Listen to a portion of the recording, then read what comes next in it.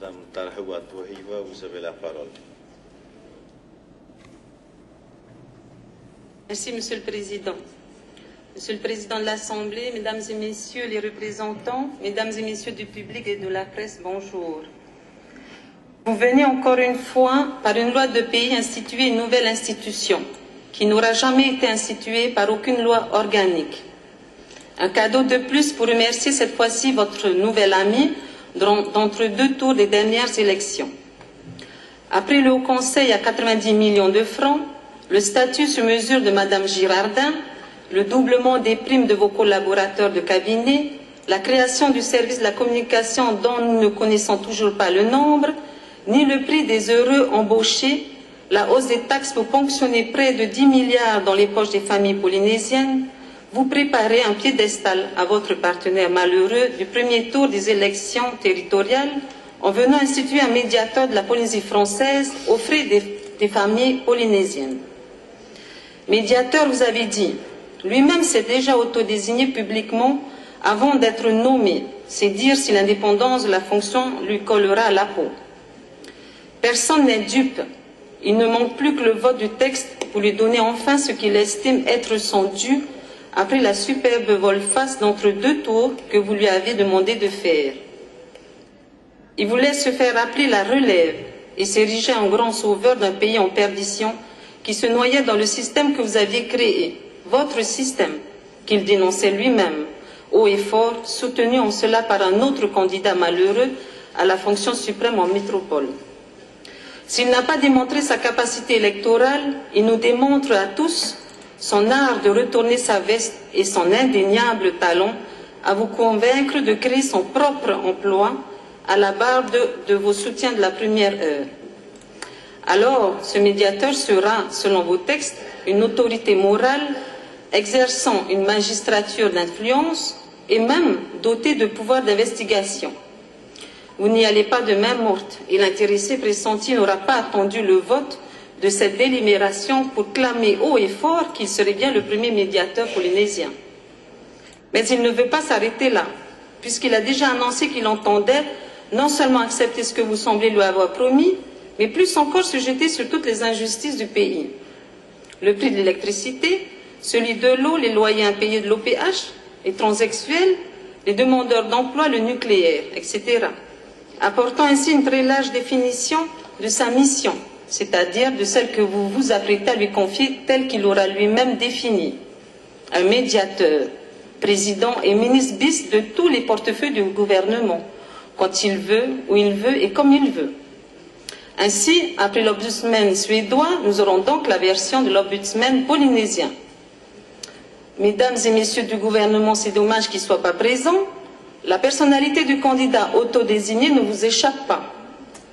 Il faudra peut-être songer à nommer très prochainement un autre médiateur chargé pour sa part de favoriser la résolution des difficultés pouvant s'élever entre cet ombudsman-là et les ministres et services de la Polynésie française. Bon courage.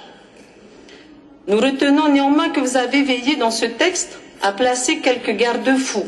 Et cette expression est à prendre bien entendu dans son sens figuré, limitant ainsi la portée de l'action de votre candidat autodésigné. Ce médiateur est bien nommé en Conseil des ministres et reste donc tributaire du bon vouloir de celui-ci. Il pourra réclamer des documents de l'administration, mais sous réserve de l'accord des ministres. Il en sera de même de la saisine de l'inspection générale de l'administration, qui restera à la bonne appréciation du président qu'il faudra voir avant. Il pourra émettre des recommandations, certes, mais dépourvues d'effets exécutoires. Il sera nommé pour 2 ans renouvelables ou pas. Tout dépend de la stratégie pour les prochaines élections. Mais au final, il sert à quoi ce médiateur Zoro? Nous ne le saurons sans doute jamais. Par contre, lui, avez-vous indiqué avoir maintenu volontairement le flou sur la nécessité pour lui de se maintenir en dehors de toute activité politique et électorale? Car le parallèle fait avec le défenseur des droits nous interpelle sur les règles d'incompatibilité qui ne sont pas reprises, mais qui pourraient bien être confirmées par n'importe quel tribunal à la barbe de votre favori du moment. Les fonctions de défenseur des droits et d'adjoint sont incompatibles avec les plus hautes fonctions de l'État, telles que membre du gouvernement, du Conseil économique notamment, mais surtout avec tout mandat électif. Pourquoi cet oubli volontaire dans le présent texte? Serait-ce parce que le pressenti, selon ces propos rapportés par la presse, a pour objectif de courir pour les élections municipales? Après tout, il pourrait se laisser piéger, laissant la place aux nombreux candidats de la majorité recomposés sur FAA. Pour l'aider à accomplir sa lourde tâche, il est prévu que le médiateur dispose d'un service et de collaborateurs. Mais la présente loi du pays ne précise pas combien ni la manière dont ils seront organisés. Aucun article n'a été prévu à cet effet alors que la loi organique numéro 2011-333 du 29 mars 2011 relative aux défenseurs des droits consacre un titre 4 au fonctionnement de cette autorité et encadre de manière stricte les adjoints de ce dernier.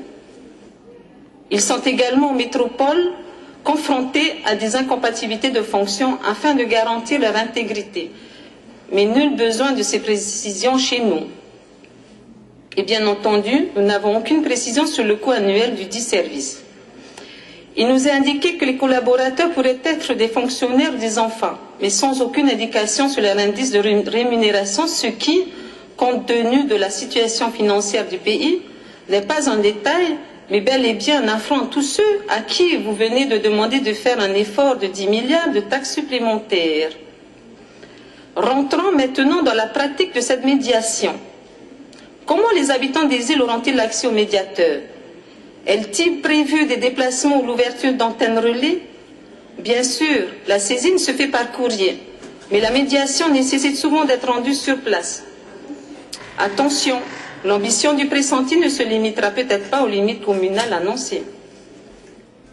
Nous pourrions également nous attarder sur les compétences envisagées du médiateur. Il n'a vocation qu'à recevoir les réclamations concernant les relations des usagers avec les administrations, établissements publics et tout organisme investi d'une mission de service public relevant de la compétence de la Polynésie française. Pourtant, le champ d'intervention du défenseur des droits est beaucoup plus vaste, d'autant qu'il a entraîné en métropole la suppression de plusieurs autorités administratives indépendantes, dont le défenseur des enfants. Il a vocation là-bas à intervenir même auprès d'organismes privés. Il intervient aussi en matière de lutte contre toute forme de discrimination, etc. Pourquoi ne pas être allé au bout du plagiat avec la fonction métropolitaine? Peut-être après tout, parce qu'il ne faut pas trop lui en donner à ce Zoro local. Il faut le remercier, certes, mais sans trop déranger au final ceux qui travaillent déjà réellement auprès des administrés, cherchant des solutions à leurs problèmes avec l'administration. Par ailleurs, la loi organique relative aux défenseurs des droits prévoit qu'un règlement intérieur et même un code de déontologie soient rendus publics.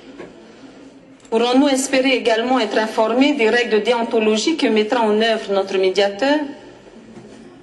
Toujours dans la pratique, nous avons retenu que l'article LP6 prévoit qu'il peut recommander de régler en équité la situation de la personne dont il est saisi, ce qui nous laisse supposer que des régimes dérogatoires pourraient être mis en place.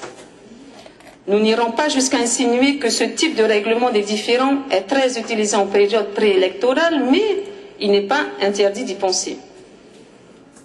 À moins que vous ne confirmiez à l'intéressé aux électeurs polynésiens que le médiateur ne pourra en effet briguer aucun mandat en Polynésie française dans les mois qui viennent. Pas même la mairie de FAA, grâce au fonds du territoire. Pour finir, nous avons parcouru le site du défenseur des droits et avons recherché s'il avait vocation à exercer ses prérogatives en Polynésie française. Il s'avère que la Polynésie dispose de délégués lesquels pouvons traiter par la voie du règlement amiable les réclamations relevant de la compétence du défenseur des droits dans les domaines des relations avec les services publics, de la défense des droits de l'enfant et de la lutte contre les discriminations. Considérons cette dernière information, comment une fois de plus justifier la création d'un médiateur de la Polynésie en cette période de crise économique et sociale sans précédent? Des études ont-elles démontré que les délégués n'assuraient pas correctement leurs prérogatives? La population sait-elle seulement que ces délégués pris en charge sur le budget de l'État existent? Enfin, nous nous sommes finalement peut-être tous trompés. Zoro lui-même n'est pas au courant, mais il ressort du compte-rendu de commission que le représentant du gouvernement pressentait pour ce poste, à l'instar de ce qui est fait par ailleurs et de manière générale, une personnalité proche de la retraite, ayant fait autorité dans un domaine particulier. Il semble que le profil du candidat autodésigné ne corresponde pas tout à fait à cette description. La médiation va pouvoir s'ouvrir, mais avec qui finalement?